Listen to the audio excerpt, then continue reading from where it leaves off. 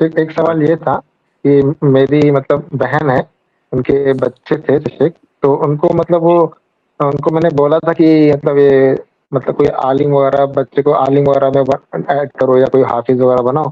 तो उनका मतलब ये नजरिया ये था कि आलिम बनेगा या कोई मतलब ये बनेगा तो वो बेचारे मतलब वो क्या कमाएंगा, वो क्या करेगा। तो शेख मतलब उनको सोचना कि आलिम मतलब कुछ कमा नहीं सकते, मतलब कुछ क्या ही कमाएंगे इंजीनियर के मुकाबले, डॉक्टर के मुकाबले। तो शेख मतलब एज मतलब इंसान जब आलिम वगैरह बन जाता है उनके पास अपॉर्चुनिटी क्या रहती है? हम लोग तो आलिम तो नहीं है, आपके लोग शेख आलिम वगैरह है, तो वो पूछना था शेख। जज़ाकल्लाह खैर, ताकि उनको मैं बता सकूं कि ऐसा नहीं कि आलिम पैसा नहीं कमाता, माशाल्लाह आज तो वैसा टाइम है। जज़ाकल्लाह खैर। जी शेख।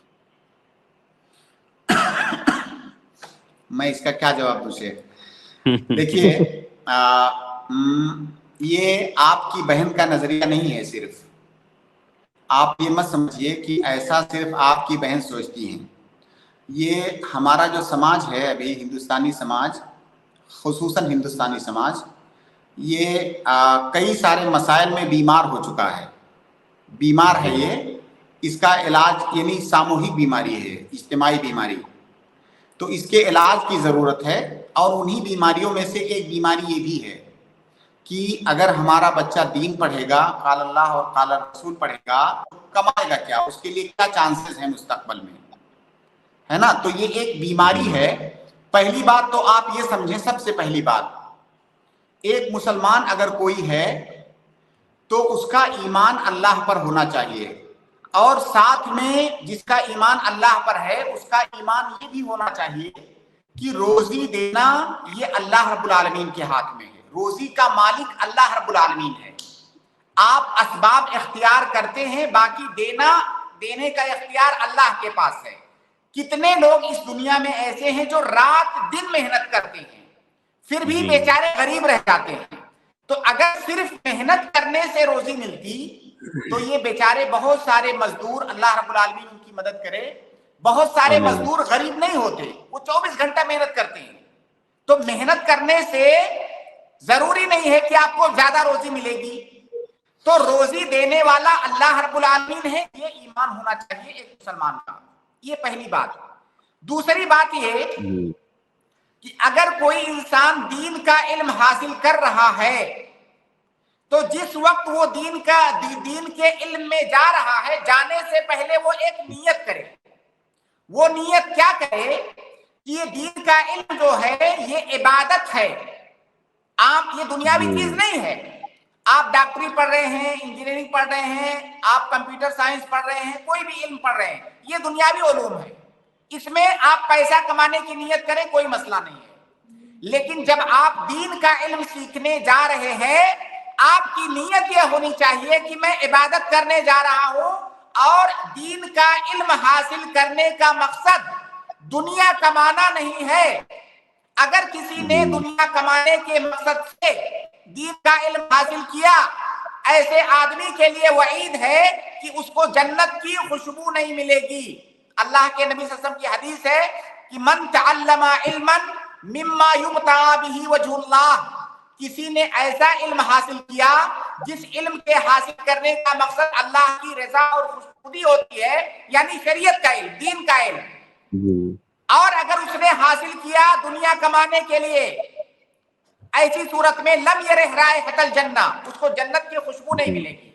तो दीन का इल्म हासिल करना ये इबादत है और अफजल तरीन इबादत में से एक इबादत है।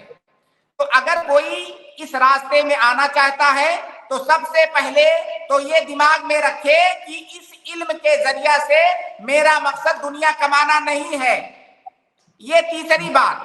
चौथी बात ये कि जब आप दीन का इल्म हासिल किया, आपने अल्लाह के लिए हासिल किया, आप यकीन करें दुनिया, मालो दौलत, रिज्क, ये आपके पीछे पीछे आएंगे। आपको उसे तलब करने की जरूरत नहीं है। मैं इसकी मिसाल ऐसे देता हूं कि जैसे कोई इंसान अगर अपने साये के पीछे भागे तो अपने साये को कभी नहीं पकड़ सकता है वो, लेकिन अगर वो उसके मुखालिफ सिमत में भागेगा तो साया उसके पीछे आएगा। तो रिस्क का मामला ऐसे ही है। अगर आप इस इल्म को اللہ رب العالمین کی رضا حاصل کرنے کے لیے سیکھ رہے ہیں، آپ یقین کریں پوری دنیا آپ کے پیچھے آئے گی۔ رزق دینا یہ اللہ رب العالمین کے ذمہ ہے، تو رزق آپ کو ملے گا۔ ایک آخری بات، میں نے بہت سارے دنیاوی علوم پڑھنے والوں کو، یہاں تک کہ پی ایچ ڈی ہولڈرز کو میں نے دیکھا ہے بے روزگار، پریشان حال۔ آپ انٹر، بی اے، ایم اے تو چھوڑ دیجئے، بہت سارے پی ایچ ڈی کیے ہوئے بے روزگار ہیں، رکشہ چلاتے ہیں اور بہت سارے کیا کیا کام۔ آپ ہندوستان میں حالات دیکھیے نا، ابھی نوجوان جو آوازیں اٹھا رہے ہیں بے روزگاری کے سلسلے میں، وہ پڑھے لکھے نوجوان ہیں، کوئی روزگار نہیں ہے ان کے پاس۔ لیکن آپ اپنے سماج میں نظر دوڑا کر کے دیکھیے، ایک عالم دین ہو سکتا ہے کہ وہ بہت زیادہ نہ کماتا ہو، لیکن اتنا ضرور وہ جڑا ہوا ہے کسی کام سے کہ عزت کی دو روٹی اپنے گھر میں کھاتا ہے، اپنے بال بچوں کو عزت کے ساتھ رکھتا ہے۔ آپ نے بہت کم دیکھا ہوگا شاید کہ کوئی عالم دین ہے اور اس کی بیوی یا اس کے بچے ادھر ادھر دربدر ٹھوکریں کھا رہے ہیں۔ ہو سکتا ہے کم میں گزارا کر رہا ہو، سوکھا پھیکا کھا رہا ہو سکتا ہے ایسا، لیکن عزت کی زندگی گزارتا ہے۔ دیکھیے استثناءات، ایکسیپشن ہر جگہ ہیں۔ اب اگر کوئی کسی کے اندر اپنی ذاتی خرابیاں ہیں، اس کی وجہ سے وہ بہت سارے غلط کاموں میں یا پریشانیوں میں ملوث ہے، وہ الگ مسئلہ ہے۔ لیکن جو حقیقی علماء ہیں، آپ اگر ان کو بہت امیر نہیں دیکھیں گے تو آپ پریشان حال بھی نہیں دیکھیں گے۔ تو یہ ایک حربہ ہے۔ اگر آپ جو ہے کسی سماج اور معاشرے کو دین سے دور کرنا چاہتے ہیں، اور اگر آپ جو ہے اللہ اور اس کے رسول کے خلاف باتیں کریں گے تو لوگ دین سے دور نہیں جائیں گے، آپ کی بات کوئی نہیں سنے گا۔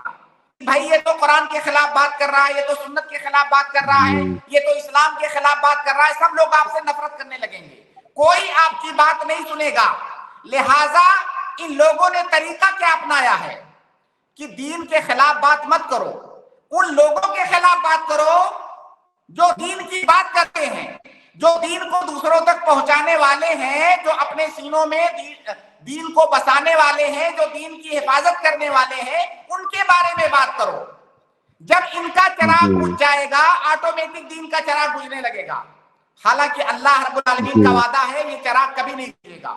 تو یہ جو علماء کے خلاف، چاہے اسلام میں یا اسلام کے علاوہ کسی اور دوسرے دھرم میں، اس دھرم کے علماء کے خلاف اگر باتیں ہوتی ہیں تو اس کا سیدھا مطلب یہ ہے کہ جب آپ نے علماء سے عوام کو متنفر کر دیا، عوام دھیرے دھیرے آٹومیٹک دین سے متنفر ہونے لگیں گے اور دور چلے جائیں گے۔ اگر آپ تھوڑی دیر کے لیے غور کریں گے اور سماج اور معاشرے پر نظر دوڑائیں گے تو یہ سچائی آپ پر واضح ہو جائے گی۔ اگر آپ ڈائریکٹ کہیں کہ بھائی دین اسلام اچھا نہیں ہے، دین کا علم اچھا نہیں ہے، ہو سکتا ہے لوگ آپ کی بات نہ سنیں، لیکن آپ کہیں کہ دیکھیے علماء ایسے ہوتے ہیں، اگر آپ عالم بنو گے تو پریشان حال رہو گے، روزی نہیں ملے گی، کوئی فیوچر نہیں ہے، ایسا ہے ویسا ہے۔ اب جو ہے لوگ علماء سے دور بھاگنے لگے، عالم بننے سے کترانے لگے۔ جب سماج کے اندر علماء نہیں رہیں گے، جہالت پھیلے گی، آٹومیٹک سماج دین سے دور ہو جائے گا۔ تو یہ ایک حربہ ہے۔ تو جو بات آپ نے کی، یہ صرف آپ کا مسئلہ نہیں ہے، یہ ہمارے سماج کی اجتماعی بیماری ہے۔ اللہ رب العالمین ہمیں محفوظ رکھے۔ آمین آمین۔